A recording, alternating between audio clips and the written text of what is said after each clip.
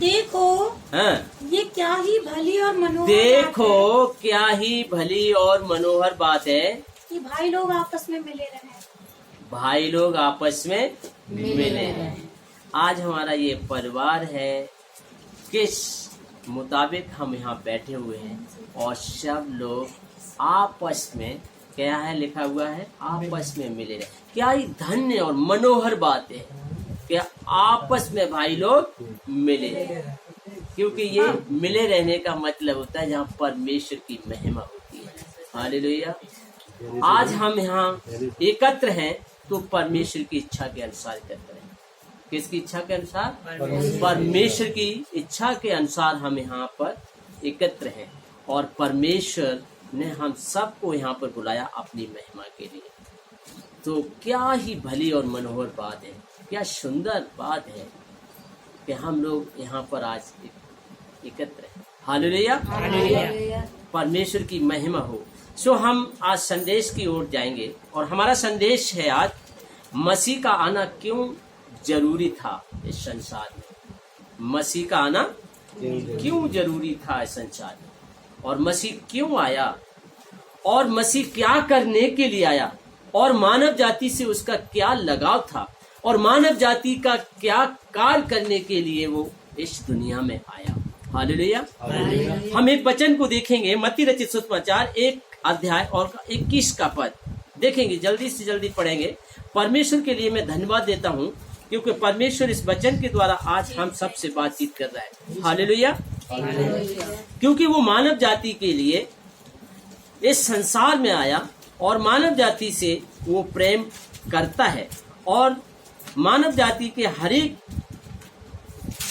जीवन के लिए उसने अपने इस संसार में जन्म लिया। मत्ती रचित सुसमाचार 1 अध्याय उसका 21 पद। वह पुत्र जनेगी। हाँ, वो उसके लिए भविष्यवाणी की गई थी कि वो उसको आना बहुत जरूरी है। 21 में वो क्या करेगी? पुत्र जनेगी। एक कुंवारी है, पुत्र जनेगी और तू उसका नाम यीशु रखना। उसका नाम यीशु रखना, क्योंकि वह अपने लोगों का उनके पापों से उद्धार करेगा। अपने मानव जाति, अपने लोगों का क्या करने के लिए वो आएगा? उद्धार करने के लिए। हालेलुया। मानव जाति का उद्धार करने के लिए इस पृथ्वी पर आएगा वो, इसलिए उसको आना बहुत जरूरी था। हालेलुया। क्योंकि प्रत्येक मानव जाति का उद्धार करने के लिए वो एक कुंवारी के द्वारा उसका जन्म होगा और वो इस दुनिया में आएगा और प्रत्येक मानव जाति का वो उद्धार करेगा। हालेलुया। वो पापों का उद्धार करने के लिए इस पृथ्वी पर आया। हालेलुया। दूसरी बात वो कहता है कि वो इसलिए नहीं आया कि वो दूसरों के द्वारा अपनी सेवा टहल कराए, दूसरों के द्वारा अपनी सेवा टहल कराए। वो इसलिए पृथ्वी पर आया कि मानव जाति का पापों का उद्धार करे और उनकी सेवा टहल करे। हालेलुया। और यहाँ पर सेवा टहल करने के लिए वो आया। मत्ती रचित सुसमाचार 20 अध्याय और उसका 28 पद। वो हाँ, इसी का 20 का और जैसे कि मनुष्य का पुत्र, जैसे कि मनुष्य का पुत्र वो इसलिए नहीं आया पृथ्वी पर कि उसकी सेवा टहल की जाए। वो इसलिए नहीं आया पृथ्वी पर। वो मनुष्य, परमेश्वर ने प्रभु यीशु मसीह को इसलिए नहीं पृथ्वी पर भेजा कि वो सेवा टहल मानव जाति से कराए।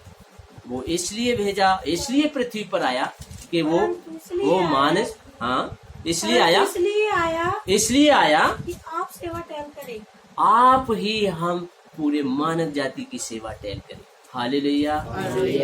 और उसने पूरे मानव जाति के लिए सेवा टहल करने के लिए अपने जीवन को कुर्बान कर दिया। हालेलुया। तो हमारी सारी बीमारियों को, हमारी सारी तकलीफों को, हमारे सारी दुष्ट आत्माओं को, हमारे सारे अंधों को, हमारे सारे लंगड़ों को और गूंगों को और कोड़ियों को वो चंगा करने के लिए आया। हालेलुया। वो अंधों को नेत्र देने के लिए आया, वो लंगड़ों को चलाने के लिए आया, वो अपाहिजों को उठाने के लिए आया। आपने देखा कोड़ी को कोई स्वीकार करेगा?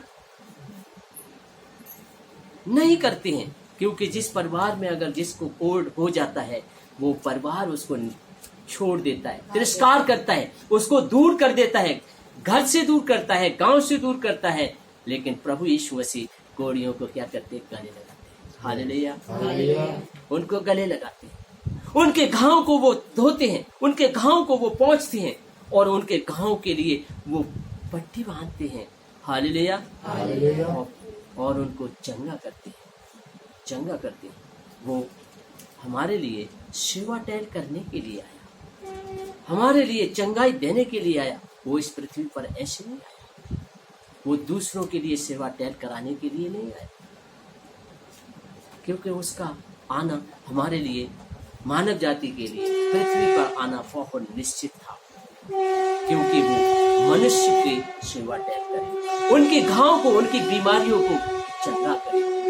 हालेलुया। और एक वचन और कहता है, परमेश्वर इस जगत में उसको आना और भी बहुत जरूरी था।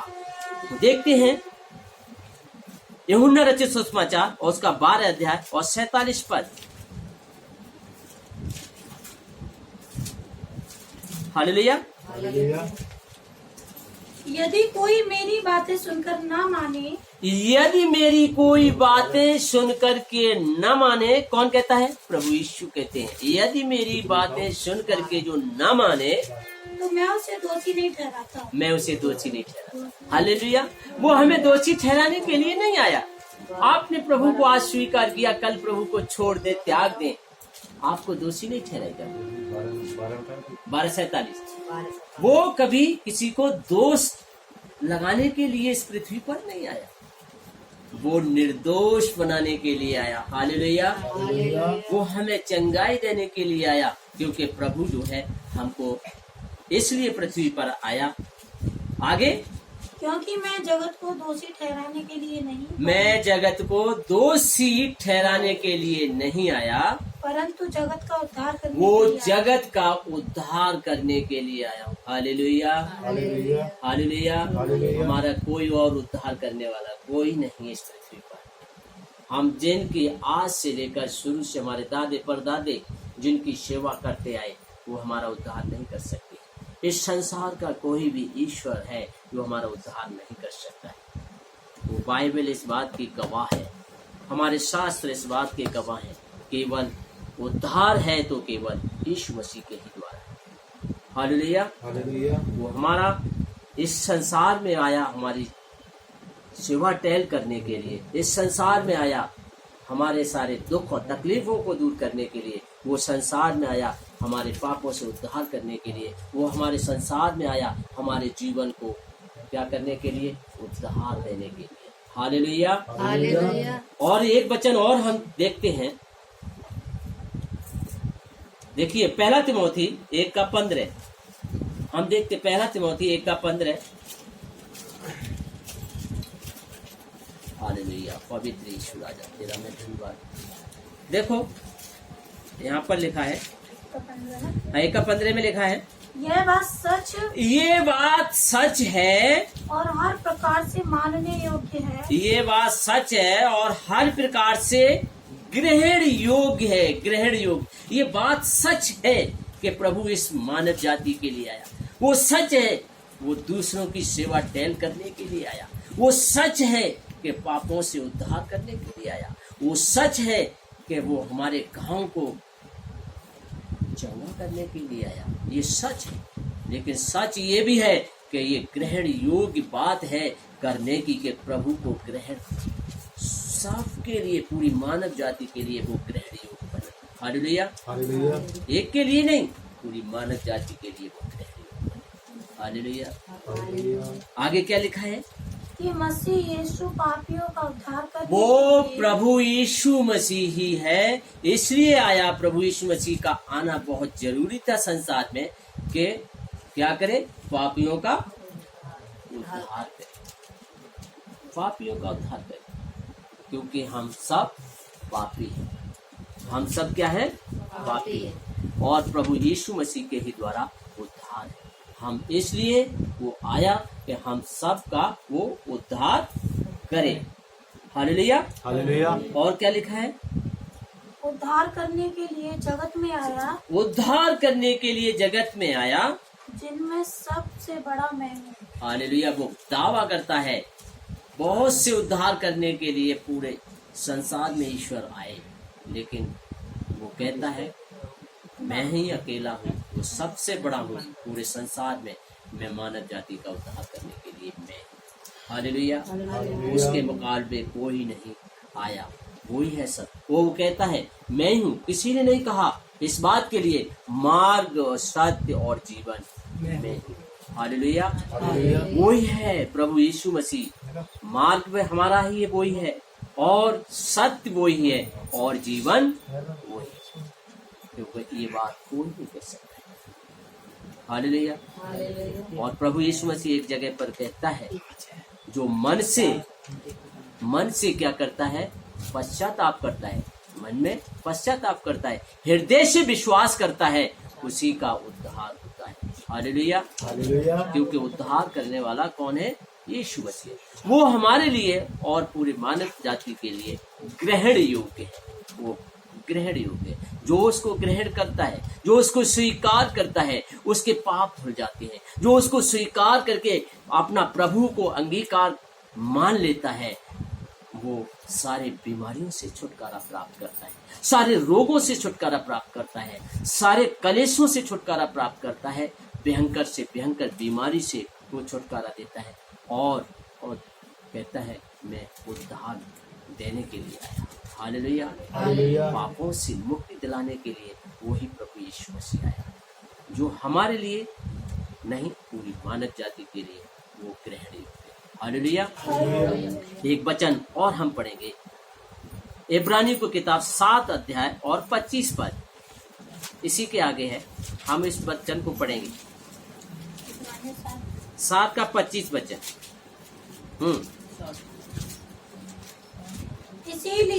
इसीलिए जो उसके द्वारा परमेश्वर के पास आते उसके द्वारा, किसके द्वारा?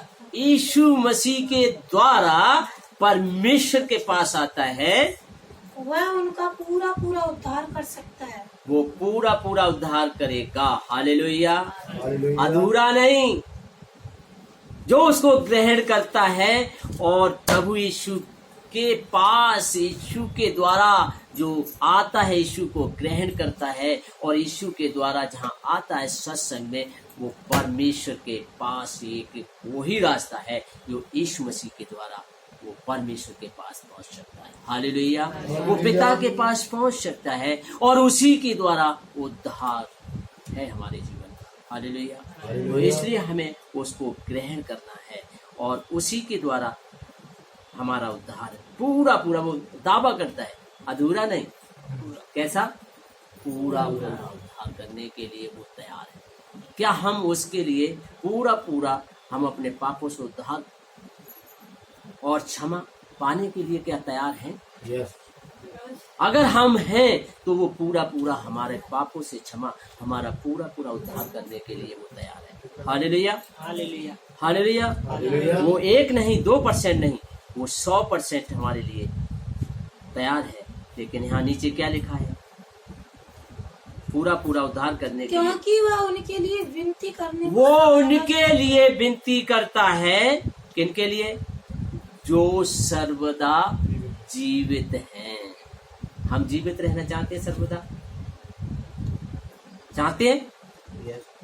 यस। हालेलुया। क्योंकि हम, प्रभु का वचन कहता है जिन्होंने प्रभु यीशु मसीह को अपना उद्धारकर्ता ग्रहण कर लिया, वो हमेशा हमेशा अनंत काल तक जीवन प्राप्त करते हैं। हालेलुया। अनंत काल तक, वो आज नहीं, अनंत जीवन किसमें है? प्रभु यीशु मसीह में। प्रभु यीशु मसीह ने एक वचन का है, यूहन्ना रचित सुसमाचार 3 अध्याय और 16 पद में लिखा है, क्योंकि परमेश्वर ने जगत से ऐसा प्रेम किया, अपना इकलौता पुत्र दे दिया, जो कोई उस पर विश्वास करे वो नाश न हो और परंतु अनंत जीवन प्राप्त करे। अनंत जीवन किसके पास है? प्रभु के पास। अनंत जीवन हमारे यीशु के ही पास है। तो हम उसको आज ग्रहण योग्य करें। वही है, उसको आना मानव जाति के लिए बहुत जरूरी था। उसी के द्वारा हम जीवन प्राप्त करते हैं। वो उसी के पास अनंत जीवन है। वो हमारे पापों के लिए, हमारे सारी कमजोरियों के लिए, हमारे सारे गंदे कामों के लिए वो हमारे दूर करता है, साफ करता है और हमारे लिए ग्रहण योग बन जाता है और हमारे लिए हमारे सारे पापों को वो दूर करके हमें उद्धार करता है। हालेलुया। हालेलुया। प्रभु इन वचनों के द्वारा हम सबको आशीषित करें।